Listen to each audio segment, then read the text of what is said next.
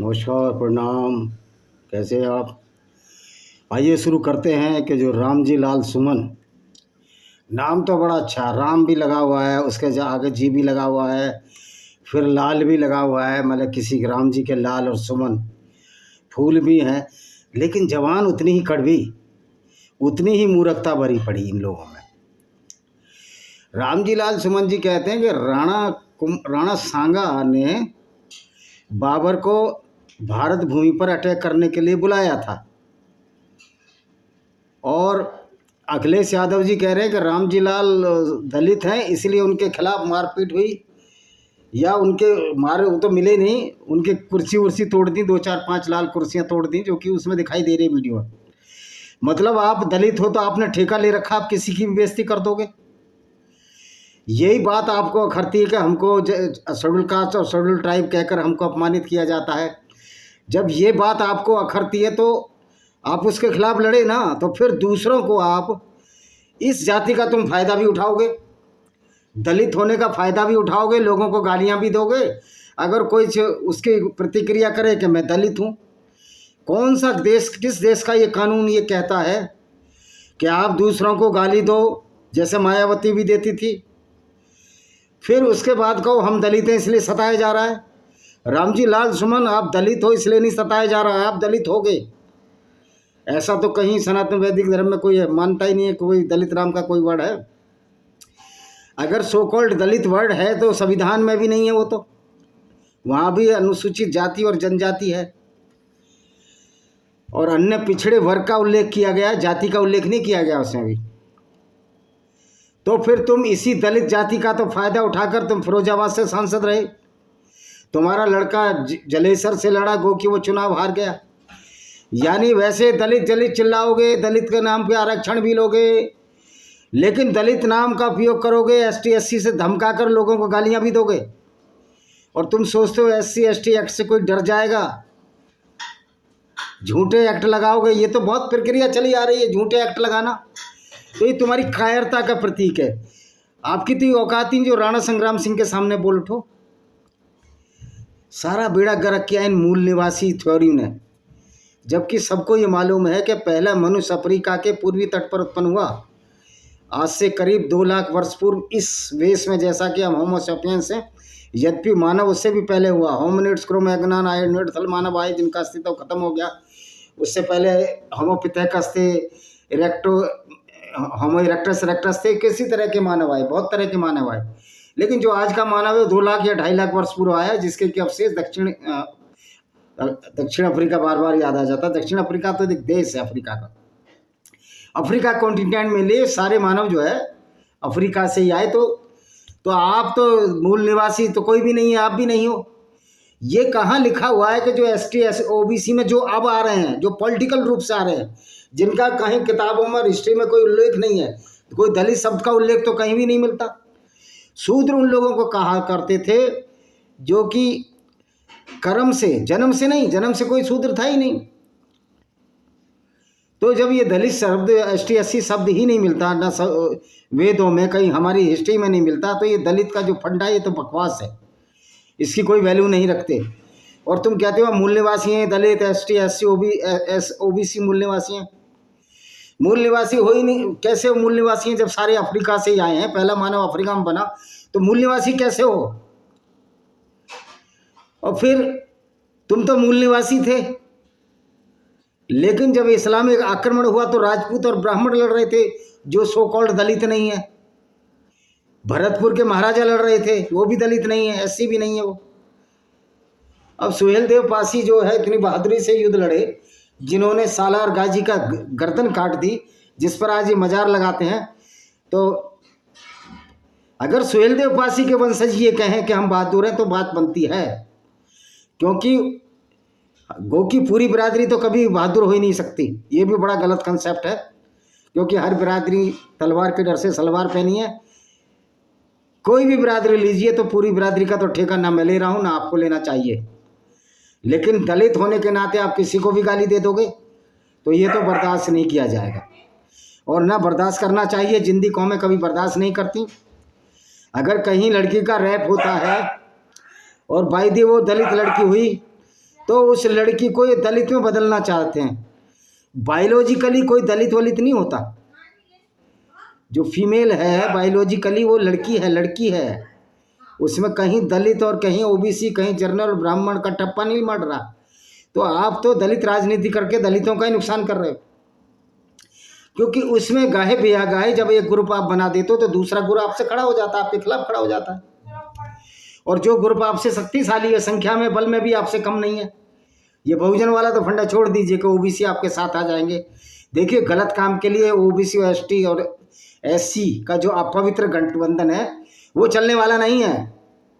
क्योंकि आप अखिलेश यादव जैसे पीडीए पिछड़ा दलित अल्पसंख्यक बना रहे हैं तो उसमें आदिवासी किधर है? क्योंकि आदिवासी उत्तर प्रदेश में बहुत कम है।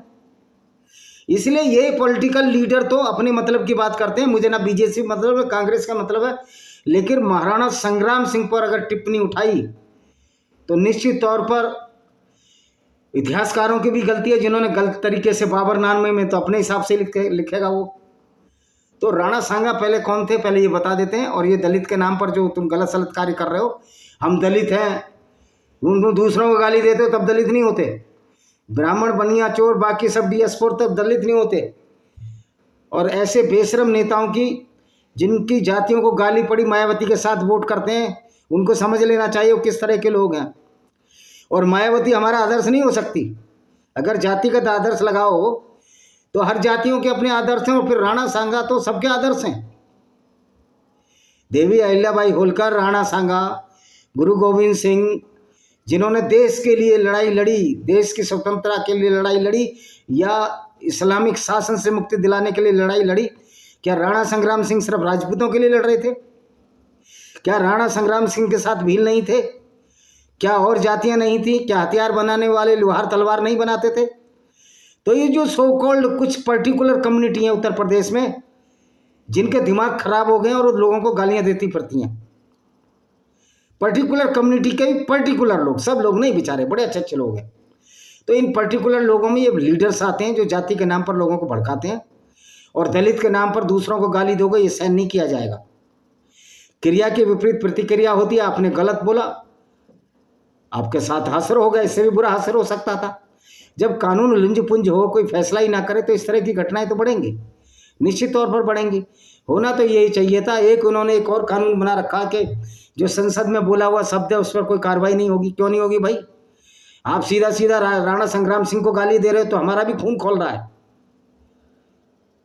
क्यों नहीं खोलेगा खून? क्योंकि वो एक ऐसा योद्धा था जो पूरी सनातन संस्कृति को बचाने के लिए लगा। तुम बौद्ध बन जाते तो भी सनातन संस्कृति से आप पीछा नहीं छुड़ा सकते। भूत की तरह सनातन संस्कृति आपका पीछा करती रहेगी। और जो ऊंच नीच की बात जो मनुस्मृति में आई, अगर आई है, मैंने तो पढ़ी नहीं है, पढ़ने के बाद उस पर भी मैं टिप्पणी दूंगा। अगर ऊंच नीच आई है तो वो भी किताब गलत है, मैं उसको भी कभी सर्टिफाइड नहीं करूंगा। तो भाई जब जन्म के आधार पर जाति है ही नहीं, तुम जन्म के आधार पर सर्टिफिकेट क्यों बनवाते हो? आज तो ये होड़ हो रही है, हर आदमी पिछड़ा दलित के आने के चक्कर में है। ये कैसी होड़ लगी हुई है? लोग आगे बढ़ने की सोचते हैं या खुद ही कह रहे हैं हम पिछड़े हैं, हम दलित हैं, हम कमजोर हैं, हम ये है। यार अपने आप खुद ही गिर रहे हो, फिर दूसरे लोग तो हंसेंगे तुम्हारे ऊपर। तो राणा संग्राम सिंह की औकात, जितनी औकात तो तुम्हारी है नहीं रामजी लाल सुमन, तुम्हारी तो ये औकात भी नहीं है। तुम अपने दम पर सीट जीत चुको, नहीं तो जनरल सीट से और जीत के दिखाओ, रिजर्व से भी लड़ो और कहो मैं बिना राजपूत, बिना गढ़िए, बिना हीर या बिना गैर जाटवों से जीत जाऊंगा, तो आप जीत के दिखाइए। मैं सिर्फ जाटव जाति के बल पर जीतूंगा। तो बहुत ज़्यादा शोर मचाने की जरूरत नहीं है, आप तरीके से रहिए। आपने जो बोला बहुत गलत बोला। अखिलेश यादव जी बोलते हैं कि दलित हैं, इसलिए ये तुम्हारा जो विक्टिम कार्ड है ना, अब चलने वाला नहीं है। तुम पिछड़े बनते हो, दलित शादी सब राजपूतों में की है इन्होंने, अखिलेश यादव ने, और ये अभी भी दलित, ये पिछड़ा बनता। भाई रहो तुम पिछड़े, तुम्हारी किस्मत में जब पिछड़ा लिखा, तुम्हारी किस्मत में जब पत्थर फेंक दिए हैं, तुम्हारी किस्मत में लाठी पड़ गई है, तो रहो पिछड़े। कोई किसी को नहीं सताता कि राजपूत बड़े सताते हैं। मेरा गांव तो राजपूतों के बीच में ही है भाई। ये गांव जो डास। हाँ, तो अब हम राणा संग्राम सिंह के बारे में बताते हैं। राणा संग्राम सिंह 12 अप्रैल 1482 को पैदा हुए थे और उनका निधन हुआ था 30 जनवरी 1528 को। वही 30 जनवरी जब ऐसे ऐसे राक्षस को नाथूराम गॉडसे ने गोली मारी थी, जो हिंदुओं का विरोधी था, जिसको कि लोग महात्मा कहते हैं, मेरी नज़र में तो एक राक्षस था। राज इन्होंने 1509 में किया, यानी कि ये 1482 और 8 90 19 9 28 साल के थे जब इनको गद्दी मिली उदयपुर में। 1509 से 1528 तक उदयपुर में। 1528 में इनकी मृत्यु हो गई थी। सिसोदिया राजपूत राजवंश के राजा राणा रायमल के सबसे छोटे पुत्र थे। ये बहादुर थे, इसलिए इनको गद्दी मिली। महाराणा संग्राम सिंह महाराणा कुंभा के बाद सबसे प्रसिद्ध महाराणा थे। महाराणा कुंभा के बाद, उसके बाद महाराणा संग्राम सिंह के जो पोते थे, राणा प्रताप, पोते उदय सिंह इनके बेटे थे। हाँ, तो जो पोते थे वो और भी ज़्यादा शक्तिशाली हुए। मेवाड़ में सबसे महत्वपूर्ण शासक थे। इन्होंने अपनी शक्ति के बल पर मेवाड़ साम्राज्य का विस्तार किया और उसके तहत राजपूताना के सभी राजाओं को संगठित किया। राजा राणा रायमल की मृत्यु के बाद 1509 में राणा सांगा मेवाड़ के महाराणा बन गए। राणा सांगा या संग्राम सिंह नाम था इनका। राणा सांगा इनको अन्य राजपूत सरदारों के साथ सत्ता का आयोजन किया। राणा सांगा ने मेवाड़ में 1509 से 1528 तक शासन किया, जो आज भारत के राजस्थान प्रदेश में स्थित है। राणा सांगा ने विदेशी आक्रमणकारियों के विरुद्ध सभी राजपूतों को एक किया। राणा सांगा सही मायनों में एक वीर योद्धा और शासक थे, जो अपनी वीरता और उदारता के लिए प्रसिद्ध हुए। इन्होंने दिल्ली, गुजरात, मालवा मुगल बादशाहों के आक्रमण से अपने राज्य की रक्षा की। उस समय वह सबसे शक्तिशाली राजा थे। फरवरी 1527 में खानवा के युद्ध से पूर्व बयाना के युद्ध में राणा सांगा ने मुगल सम्राट बाबर की सेना को परास्त कर बयाना का किला जीता। अब ये लोग कहते हैं कि इब्राहिम लोदी के खिलाफ बाबर ने बुलाया राणा सांगा को, बाबर को, जहरुद्दीन मोहम्मद बाबर को, तो ये बिल्कुल गलत बात है। जब राणा सांगा सबसे ज़्यादा शक्तिशाली थे भारत नॉर्थ इंडिया के अंदर, स्पेशली राजस्थान और जो एडजॉइनिंग ये उत्तर प्रदेश, आगरा वागरा, बयाना, सीकरी, फतेहपुर सीकरी, तो उनको क्या जरूरत थी बाबर को बुलाने की, अटैक करने की। इब्राहिम लोदी को तो राणा सांगा ने कितनी बार पराजित किया था, जो दिल्ली का शासक था, तो नाम मात्र का शासक था। अब दूसरी बात है, जो इतिहासकारों ने इतिहास को उल्टा सीधा करके लिखा है, इनके खिलाफ भी कार्रवाई होनी चाहिए। ये रोमिला थापर है, इरफान हबीब है। इरफान हबीब एक जिहादी व्यक्ति है। उसने तो अपने इस्लाम की बुराइयों को छिपाने के लिए गुणगान किया, औरंगजेब बड़ा अच्छा था, उसने मंदिरों को दान दिया। कहीं ऐसा कोई उल्लेख नहीं मिलता कि उन्होंने मंदिरों को दान दिया। मान भी लिया जाए एक बार मंदिरों को दान दिया, तो कोई पागल था, पहले मंदिर तोड़वाता था फिर मंदिरों को दान देता था, तो उसके तो दिमाग का इलाज कराना चाहिए। तो जहनी रूप से बीमार था, मानसिक रूप से विक्षिप्त था।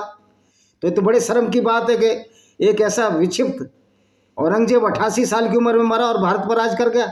तो ये हम सब लोगों की कमजोरी थी, एक पागल बादशाह बना रहा। या तो इरफान हबीब पागल है या फिर औरंगजेब पागल है, ये तो तुमको तय करना होगा। क्योंकि अगर औरंगजेब पागल होता तो वो मंदिरों को दान, सही सच्चा मुसलमान तो मंदिरों को क्यों दान देता हो। इस्लाम के अनुसार तो मंदिरों को दान देना गलत है, मूर्ति पूजा ही गलत है, मूर्ति पूजे दुश्मन है उनके। तो ये इरफान हबीब लगता है पागल हो गया है। रोमिला थापर, इरफान हबीब जैसे ये पागल इतिहासकार हैं।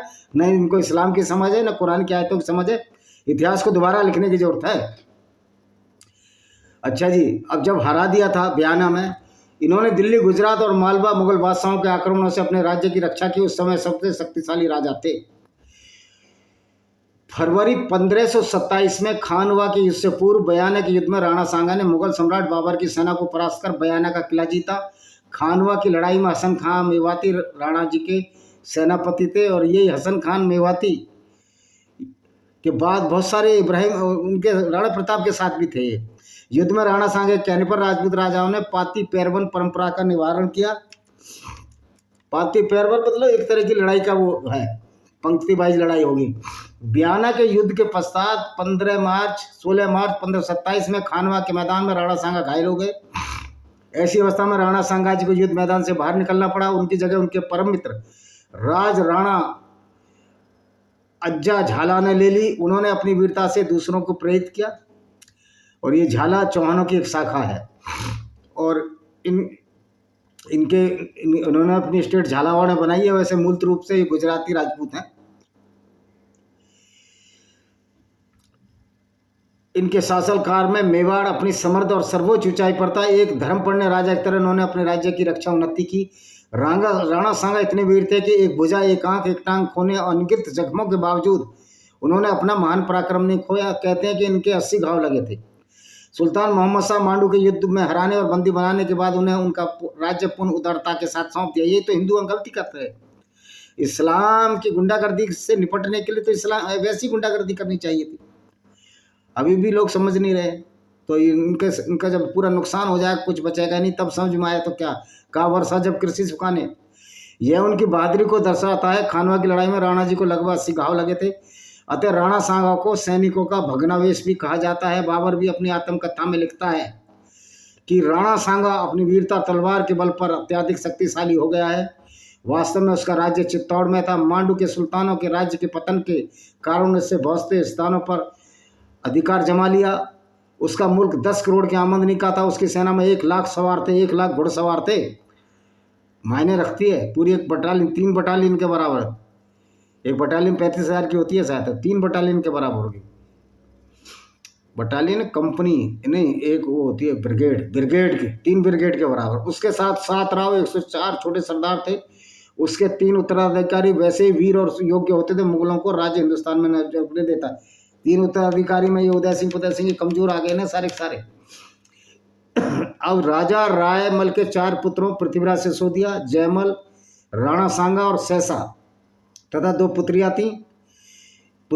एक जीवित पुत्री आनंदीबाई थी। मेवाड़ के सिंहासन के लिए संघर्ष प्रारंभ हो जाता है। एक भविष्यकर्ता के अनुसार सांगा को मेवाड़ का शासक बताया जाता है।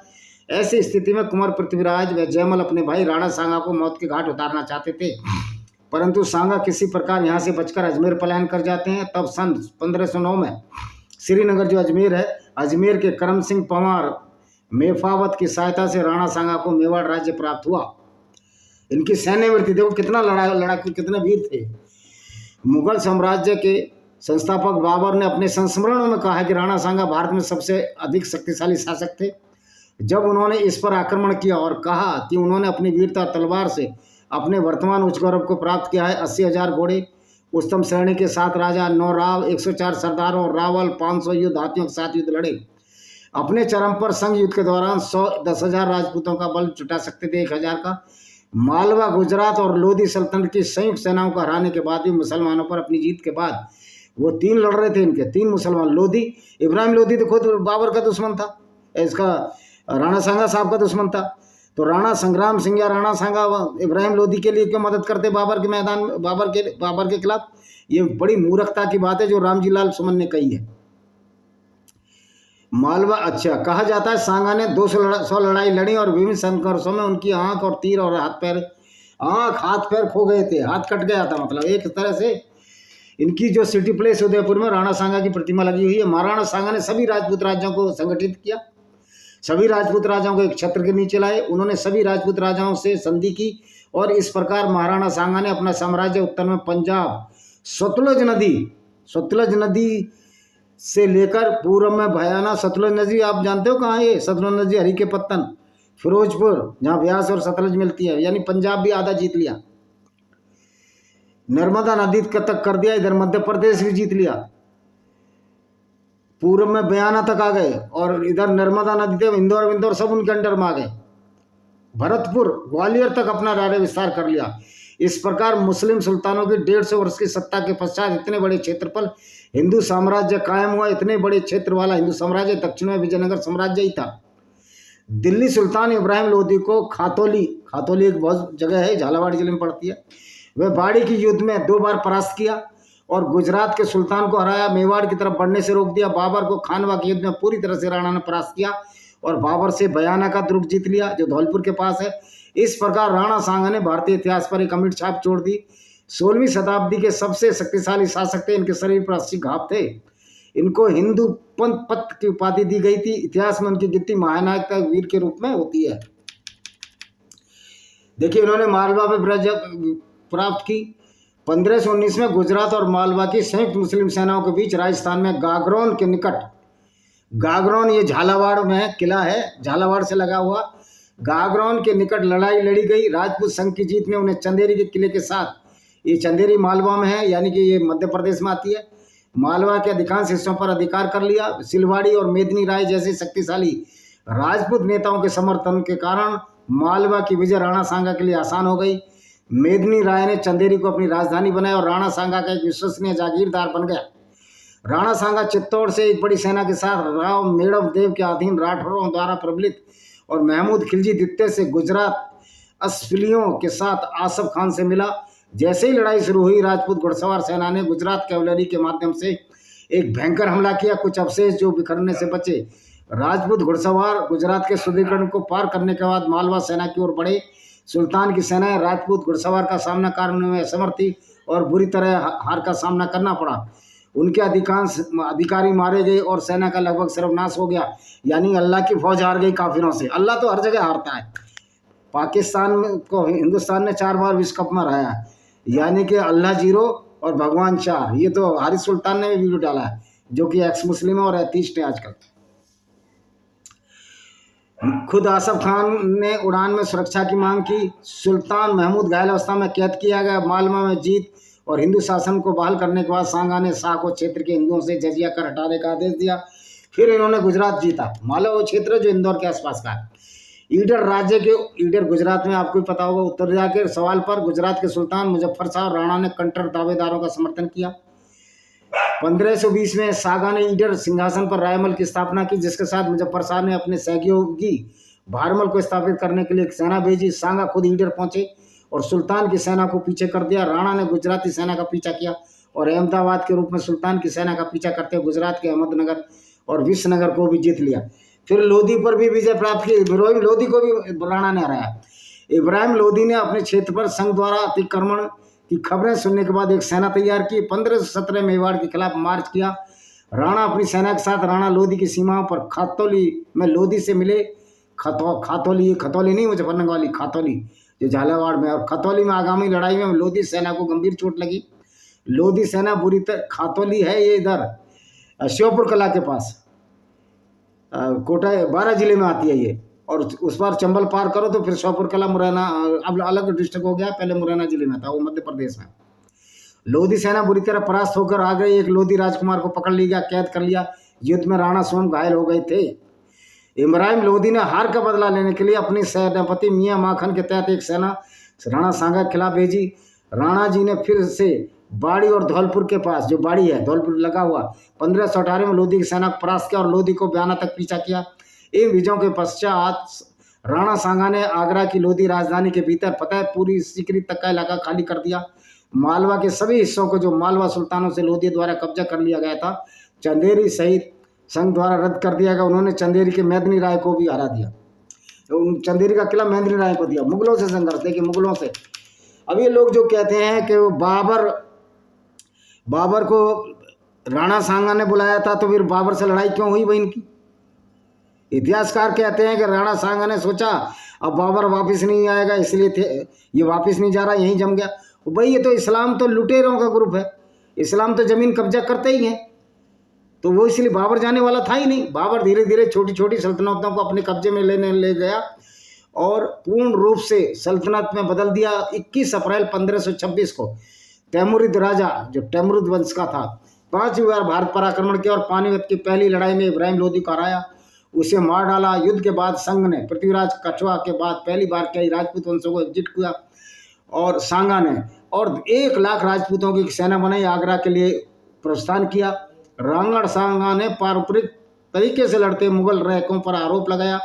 उनकी सेना को बड़ी संख्या में मुगल बाहुबलियों द्वारा गोली मार दी गई, क्योंकि ये तलवार से लड़ रहे थे, उनके पास बंदूकें थी। कस्तूरी के शोर ने राजपूत सेना के घोड़ों और हाथियों के बीच पैदा कर दिया, जिससे वे कस्तूरी वे एक तरह की बंदूक, जिससे वे सौ के लोगों को रोकने लगे। राणा सांगा को मुगल केंद्र पर आक्रमण करना असंभव लग रहा था। उसने अपने आदमियों को मुगल गुटों पर हमला करने का आदेश दिया। दोनों गुटों में 3 घंटे लड़ाई चली। इस दौरान मुगलों ने राजपूत राजाओं पर कस्तूरी और तीर से फायर किया, जबकि राजपूतों ने केवल करबियों में जवाबी कार्रवाई की। पैगन सैनिकों के बैंड के बाद बैंड ने अपने पुरुषों की मदद की। पैगन माने मूर्ति पूजक, ये बाबरनामा है। सैनिकों के बैंड के बाद बैंड ने अपने पुरुषों को मदद करने के लिए एक दूसरे का अनुसरण किया, इसलिए हमने अपनी बारी में टुकड़ी को टुकड़ी के बाद उस हमारे लड़ाकू विमानों को मजबूत करने के लिए भेजा। ये बाबरनामा है, फारसी में है, वैसे चकता ही बोली है, फारसी तो नहीं है। बाबर ने अपने प्रतिष्ठ तलकमना या पीनिस आंदोलन का उपयोग करने का प्रयास किया, हालांकि उसके लिए वो इसे पूरा करने में असमर्थ थे। 2 बार उन्होंने राजपूतों को पीछे धकेल दिया, लेकिन राजपूत घुड़सवारों के अथक हमलों के कारण वे अपने पदों से पीछे हटने के लिए मजबूर हो गए। लगभग इसी समय रायसेन की सिल्दी ने राणा की सेना को छोड़ दिया और बाबर के पास चली गई। सिल्दी के दल बदल ने राणा को अपनी योजनाओं को बदलने और नए आदेश जारी करने के लिए मजबूर किया। इस दौरान राणा को एक गोली लगी और वह बेहोश हो गए, जिससे राजपूत सेना में बहुत भ्रम पैदा हो गया और थोड़े समय के लिए लड़ाई में खामोश हो गए। बाबर ने अपने संस्मरणों को इस घटना को 1 घंटे के लिए अर्जित किए गए काफिरों के बीच रहने की बात कहकर लिखा है। अजा नामक एक सरदार ने अज्जा को राणा के रूप में काम किया और राजपूत सेना का नेतृत्व किया, जबकि राणा अपने भरोसेमंद लोगों के एक समूह द्वारा छिपा हुए थे। झाला एक गरीब जनरल साबित हुआ, क्योंकि उसने अपने कमजोर केंद्र की अनदेखी करते हुए मुगल फ्लैंक्स पर हमले जारी रखे। राजपूतों ने अपने हमलों को जारी रखा, लेकिन मुगल फ्लैंक्स को तोड़ने में विफल रहे। उसका केंद्र गढ़वाले मुगल केंद्र के खिलाफ कुछ भी करने में असमर्थ था। जमुना सरकार ने भी इसके बारे में तो अब आप ये बता दीजिए, ये कहना